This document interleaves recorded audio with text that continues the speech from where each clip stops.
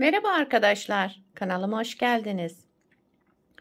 Bugünkü bu güzel ipimizle harika bir model başlayacağız. İpim şöyle orta kalınlıkta bir ip. 100 gram 300 metre uzunluğu olan iplerden. İpime uygun kullanacağım şiş 3,5 numara. Modelimiz oldukça güzel, gösterişli, şöyle kabartmalı bir model. Dilerseniz yapım aşamalarına geçelim. Ben şöyle haroşa lastiğimi yaptım, hazırladım. Bunun üzerine modelimizi kurmaya başlayacağız. Bu model için ilmek sayısı 6 ve 6'nın katları artı 4 ilmek ekleyeceğiz sonuna. Şöyle 6 6 6 diye ayarlayacağız. Sonuna da 4 ilmek ekleyeceğiz arkadaşlar. Yapacağımız örgüye göre ilmek sayımızı bu şekilde ayarlayacağız. Ben şöyle 22 ilmek üzerinden modeli anlatmaya başlayacağım. Şimdi modelin birinci sıra ön yüzündeyiz. Kenar ilmeğimi örmeden aldım. Şöyle ara model olarak 2 ilmek ters öreceğim. Bu benim ara modelim olacak.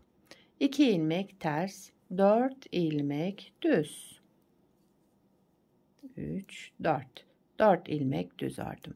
Tekrar 2 ilmek ters, 4 ilmek düz. 2 ters, 4 düz. 2 ters, 4 düz. Kenarda 2 terste bitiriyorum. 2 ters ilmekle başlamıştım. 2 ters ilmekle bitiriyorum. Kenar ilmeğimi de ördüm. Birinci sıra ön yüzünde bu işlemleri yaptık. İkinci sıra arka yüzüne geçtik. Kenar ilmeğimi örmeden aldım. Bu modelde arka yüzünde ilmekleri gördüğümüz gibi öreceğiz. Kenar ilmeğinden sonra 2 düz, 4 ters. Gördüğümüz gibi öreceğiz. Yani düzü düz, tersi ters örerek arka yüzünde devam ediyoruz.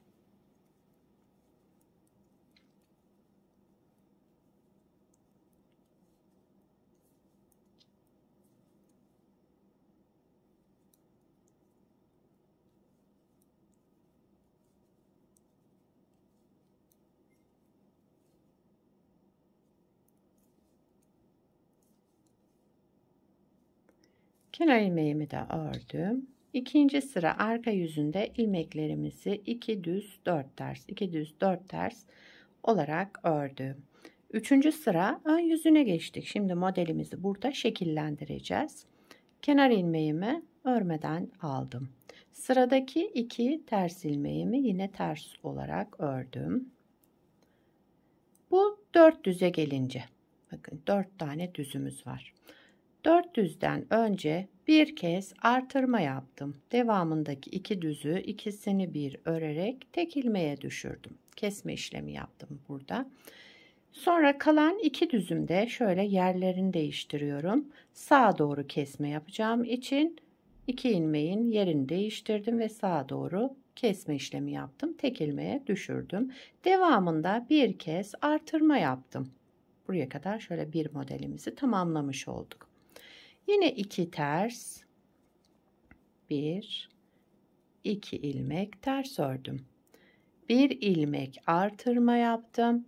2 düz ilmeğimi düz örerek tek ilmeğe düşürdüm. Sola doğru yani kestim. Şimdi sağa doğru keseceğiz. Bu 2 ilmeğin öndekini arkaya, arkadakini de öne aldım sol şişimde ve ikisini bir düz örerek sağa doğru kestim. Devamında bir artırma yaptım.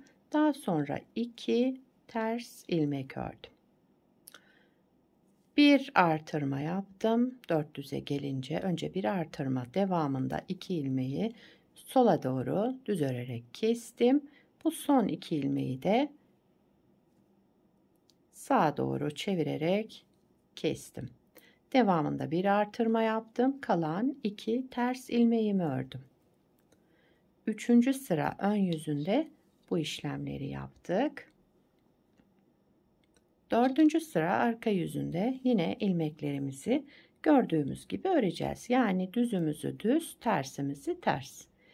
Kenar ilmeğimi örmeden aldım. 2 düz, 4 ters ilmek örerek devam ediyorum.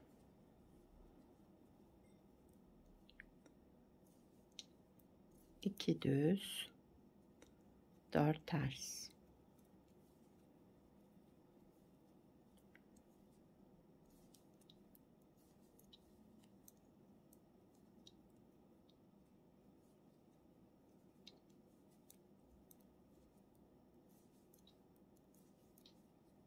Bir de kenar ilmeğimi ördüm.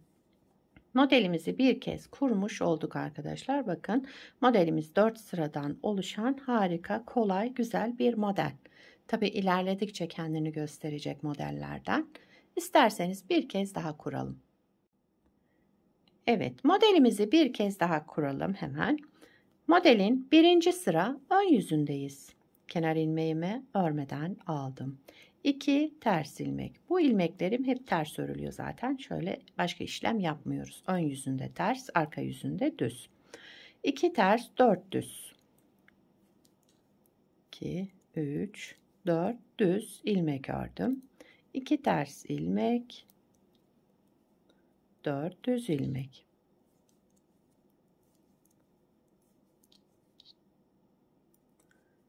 Modelin birinci sıra ön yüzünde ilmeklerimi yine yani gördüğüm gibi örüyorum. Tersleri ters, düzleri düz örerek devam ettim. Sıra sonuna geldim. Bir de kenar ilmeğimi ördüm. Sıramı tamamladım.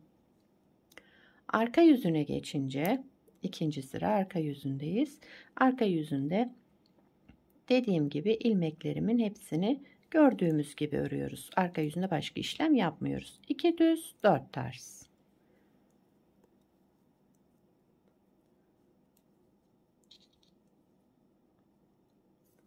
Modelde şekillendirme sadece 3. sıra ön yüzünde yapılıyor. Modelimiz gördüğünüz gibi oldukça kolay ve çabuk ilerleyen bir model. İstediğiniz örgüde kullanabilirsiniz bu modeli. Evet.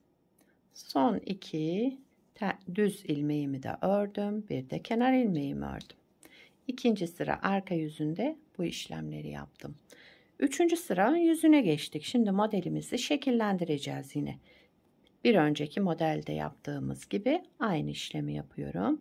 Kenar ilmeğimi örmeden aldım. Modelde kaydırma yok arkadaşlar. Olduğu gibi yine devam ediyoruz. Üçüncü sıra ön yüzünde. Kenar ilmeğinden sonra 2 ters ilmek. Bu 4 düze gelince önce bir artırma yaptım. Devamında 2 düz ilmeğimi düz örerek sola doğru kestim. Kalan 2 düzü de şu şekilde öndekini arkaya, arkadakini de öne aldım. İkisini bir düz örerek sağa doğru kestim. Bir artırma yaptım. 2 ters ilmek ördüm. Devamında şu 4 düz ilmeğe gelince önce bir artırma, devamındaki 2 düz ilmeğimi düz örerek sola doğru kestim. Daha sonra bu 2 ilmeğimin de yerlerini değiştirerek sağa doğru kestim onu da. Devamında bir artırma yaptım kesme işleminden sonra. Aradaki 2 ters ilmeğimizi örelim. 400'e gelince önce bir artırmamızı yapalım. Daha sonra 2 düz ilmeğimizi düz örerek sağa doğru keselim. Tek ilmeğe düşürelim. Sola doğru keselim ve tek ilmeğe düşürelim. Şimdi bu 2 ilmeğimin de yerini değiştiriyorum. Sıradaki ve sağa doğru kestim. Bir ilmek artırdım. 2 ilmek ters ördüm. Bir de kenar ilmeğimi ördüm. Üçüncü sıra ön yüzünde bu işlemleri yaptım. Dördüncü sıra arka yüzünde son sıramız yine ilmekleri gördüğümüz gibi yani olduğu gibi örüyoruz. Kenar ilmeğimi örmeden aldım. 2 düz ilmek, 4 ters ilmek. Bu artırmayı da ters yapıyorum. 4'e tamamlıyorum bu şekilde. 4 ters ilmek ördüm. Yine 2 düz, 4 ters örerek devam edelim.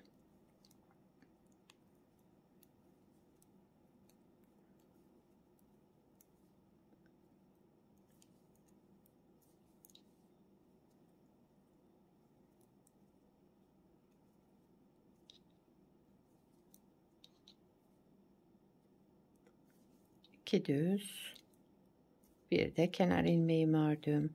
Modelimi bir kez daha kurdum. Toplamda 2 kez kurmuş olduk modeli. Bakın model böyle ilerleyecek. Tabii ki ilerledikçe daha da güzel kendini gösterecek harika bir model. Bir de daha önce yapmış olduğum parçam var. Onu da şöyle göstereyim size. Bakın bunu da daha önce hazırladım. Bunu haroşa lastik üzerine başladık beraber yaptığımızı. Bunu da hazır lastik ördüm. Kanalımda var anlatım arkadaşlar. İsterseniz linkini de bırakabilirim. Bakabilirsiniz oradan.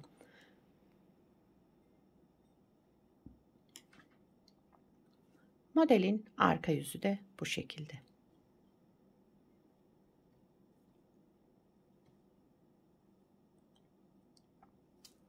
Gördüğünüz gibi gayet güzel, yapımı da kolay, harika bir model.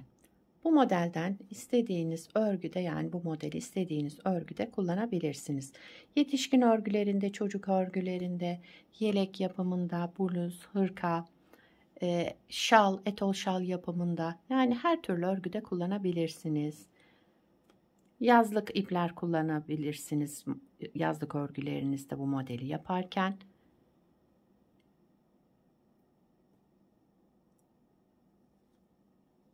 Evet.